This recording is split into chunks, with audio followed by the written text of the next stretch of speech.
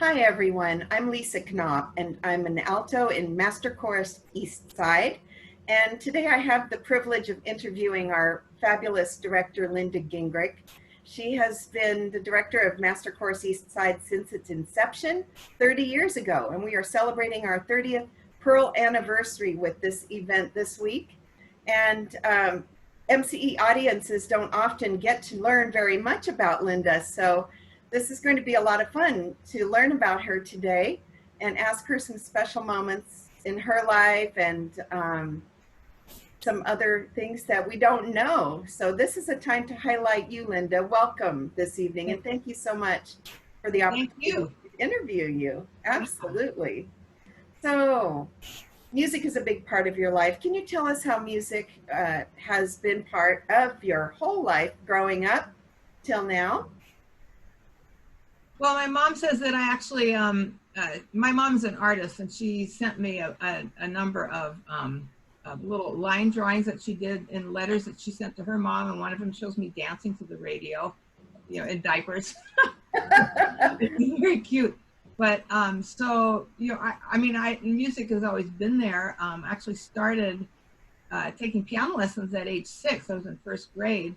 And I was actually good at it, except that I hated to practice and I didn't like to perform.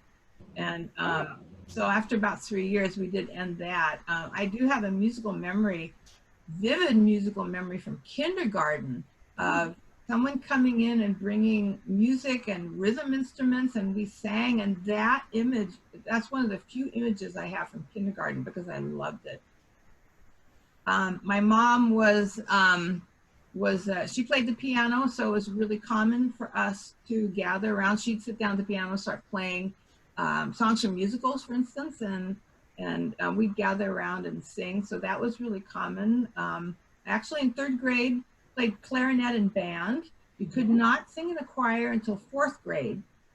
And so I wanted to do both choir and band because I loved it so much, and they wouldn't let me. I had to make a choice. So I chose choir because I love to sing so much. Singing was just, singing was as natural as breathing. So, so I had to choose, so I chose choir and sang in choir, we went to a little bitty church and there was a sort of a choir. I sang off and on in that, sang in choir all through grade school and junior high and high school. I really wanted to take voice lessons, and in high school I got to take voice lessons from my choir teacher. I never practiced for that, but somehow I learned anyway. I don't know how. And I sang in musicals in high school, had the lead in several musicals.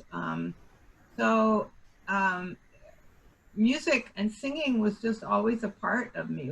It was not, it was so natural to me that that was part of life. It just was. Well, I love that your kindergarten memory was one of being able to have music in a group, because it sounds like for you, the social aspect is really important too. You enjoy it more than playing music on your own, correct? I think so. Yeah, I think I hadn't really ever thought of that before. Because being social, I'm kind of an introvert, so being social is not something that really draws me. But I do. But musically, yes, but musically, I very much enjoy making music together in small groups and large groups. That has long drawn me. That has been very, very satisfying. Now, do you have brothers and sisters that are musical as well, or? I have one brother and one sister. My brother he's kind of musical, but he doesn't make his living through music. But he does, he taught himself the guitar, and like I did, and he was active in his church music program, but he has never been involved very seriously in music, and my sister is not at all. So it's me and my mom. Did you know that you were going to make a career of music early on, or did that come later? That's a really good question. There was no one single point where I said music is it. It was like a series of points. Actually, when I was in gosh, when I was in probably late grade school, junior high. For a while, I wanted to be an archaeologist. I was very Wow. interested in sciences, in dinosaurs, um, Mm. archaeology. For a while, I thought about art because my mom is an artist. But I mean, singing was so easy that I never really thought about it as Mm. being a career. But as I went through high school, I just sort of, it's sort of weird to say this, but I just sort of drifted that way. And, um, and so I went to school. I went actually my freshman year at PLU, Mm-hmm. and as a voice major. Interestingly, I had thyroid surgery when I was, it was actually December, late December, early January, I think, of my freshman year. And the nerve that controls the vocal folds lies right next to the thyroid. Yes. And I lost my voice for a while. And Completely? complete, almost not completely, but it was really rough, really hoarse. I still remember when I could finally sing an octave, 8 notes, Wow. or the 12 note chromatic scale. Mm-hmm. It took a long time to come back, and it did not, and actually it did not ever really fully come back, what I had before the surgery. But I continued as a voice major, popped around to several schools, traveled a bit with a singing group, um, still singing. But it was when I went to Cornish for my junior and senior years, actually kind of 2.5 years, almost 3 years, that my voice teacher there, and by that point I was conducting a little bit in our church. I was writing some music. Mm-hmm. And my voice teacher said, your voice just goes so far, but she said I was talented. And she said, I think that you should consider going to graduate school and study conducting, either conducting or composition. And as soon as she said that, I thought, yep, that's it. She's right. That's what I want to do. Wow. So then I went to the UW, and that was in a way was the one, not quite the final, but one of the final decision points along the way. Right. So, And I know you completed your PhD within some recent years while you were working, right? yeah, well, I went directly from Cornish. I had a graduated voice degree, went to the UW, this, and earned a master's degree in choral conducting, Okay. and then sort of floated for a few years, not sure what to do. Finally made my way back into conducting, and started MCE, called Issaquah Chorale earlier. I think we'll talk about that in a few minutes. And so built a career around that and doing church music ministry. And then in 1999, I don't know why, I had always thought about, it's actually not a PhD in music, it's a Doctor of Musical Arts.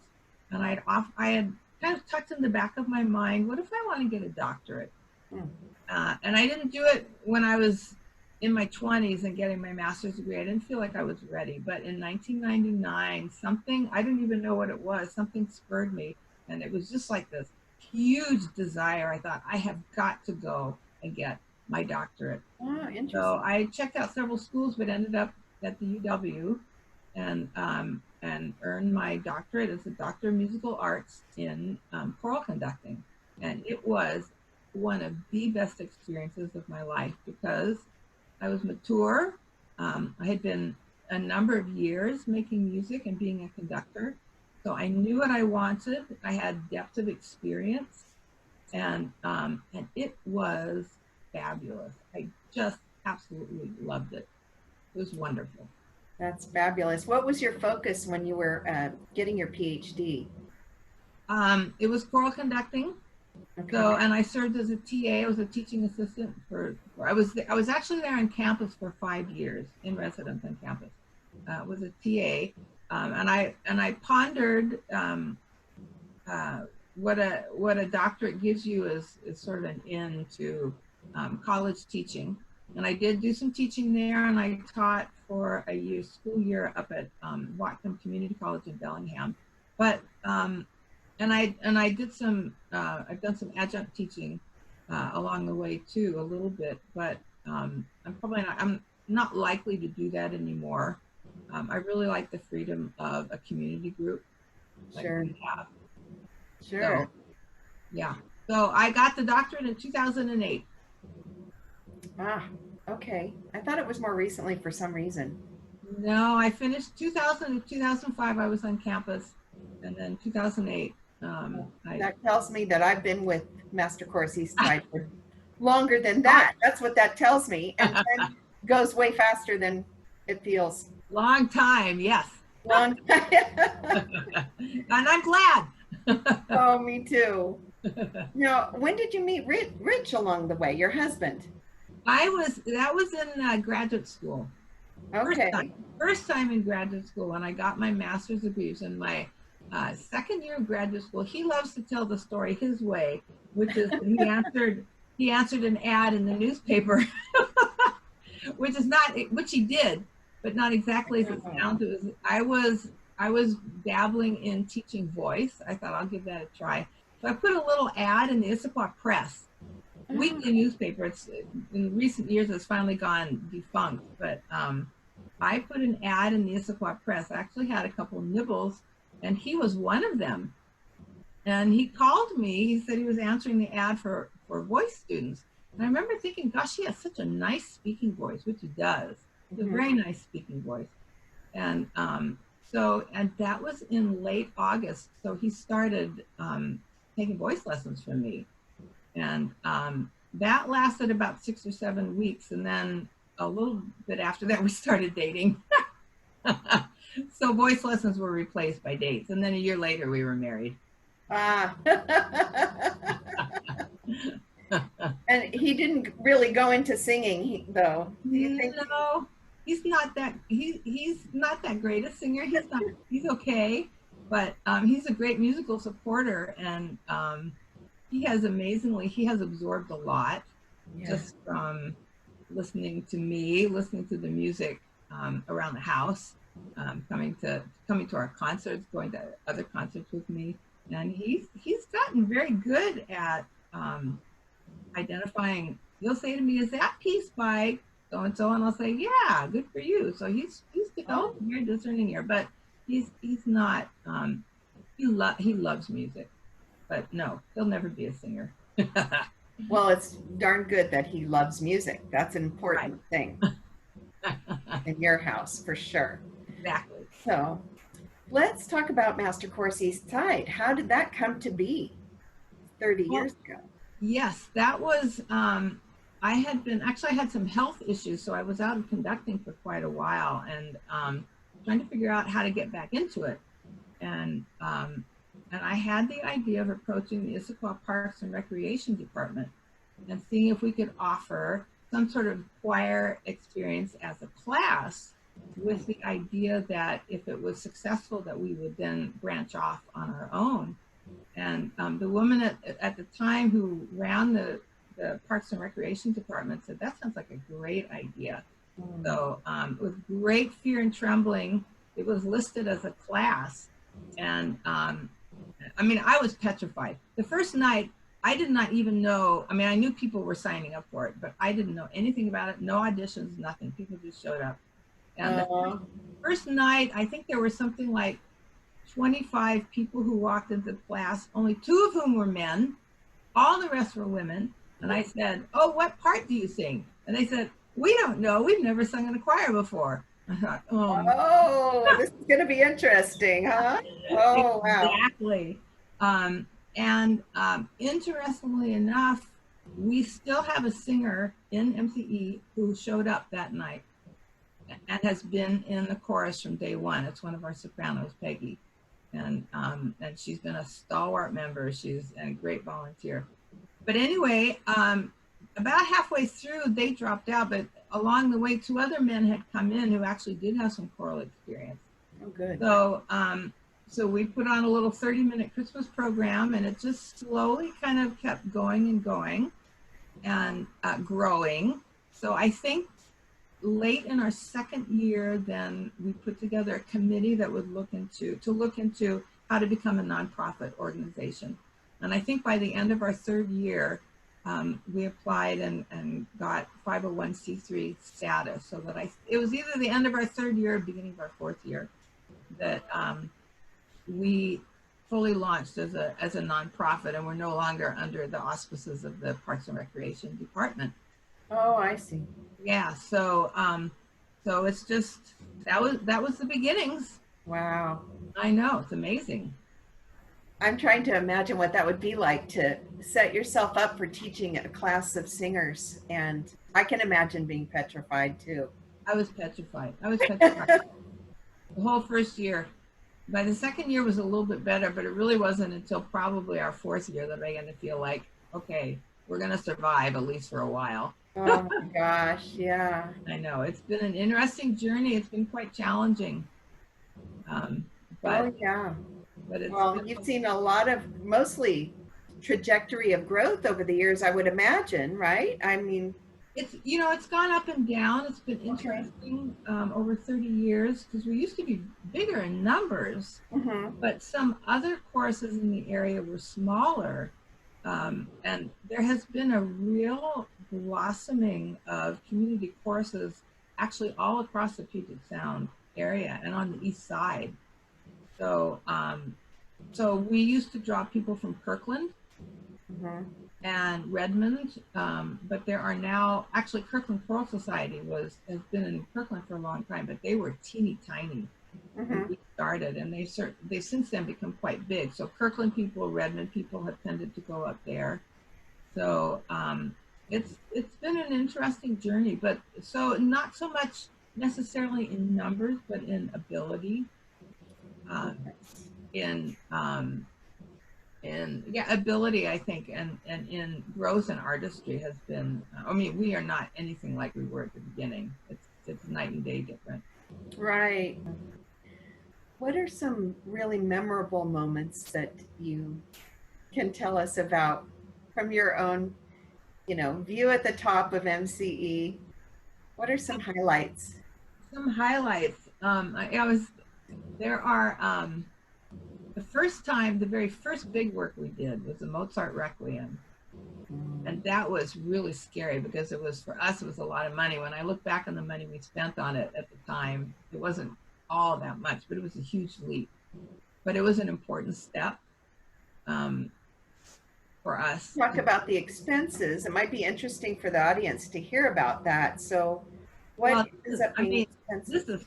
This is 25, 26 years ago, so I don't remember exactly, but I want to say probably we spent about $3,000 on the orchestra. How many in the orchestra approximately? I don't really remember. Probably 15 or 16. I mean, nowadays we spend $6,000 to $7,000, and that's really not a lot either. And I didn't know anything about hiring instrumentalists. So all of that was a learning curve for me. Sure. But that was a highlight, doing that. Another highlight is there are times when I love to do things that are amusing, that are playful. So some of the concerts that we've done that have been playful, there was one that we did, Sing a Song of Sixpence, that I had the singers, they wore their concert attire, but on top of that, they could put on things like bunny slippers or, carry a stuffed animal, something or a blanket, or put some sort of headband. One of them wore a headband with stars on springs. So when they moved their head, the stars went.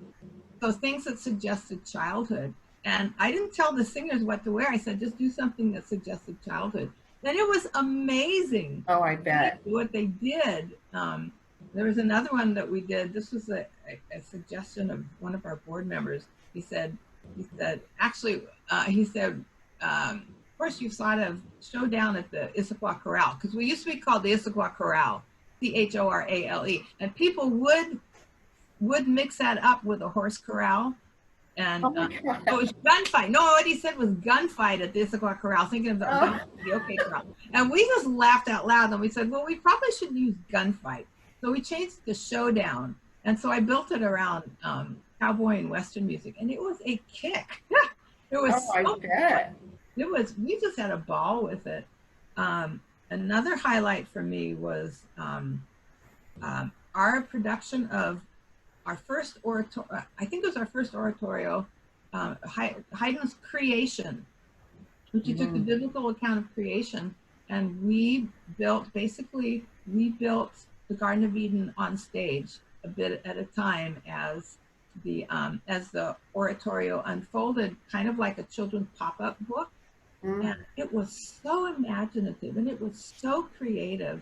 I just absolutely loved it. It was, I mean, I could talk for a long time about it, but I won't do that. But, sounds like maybe something you might want to do again with the group. You know, it was expensive. It was a lot of work, but it was really, really amazing to sort of stage this, but in a way that was not like an opera stage.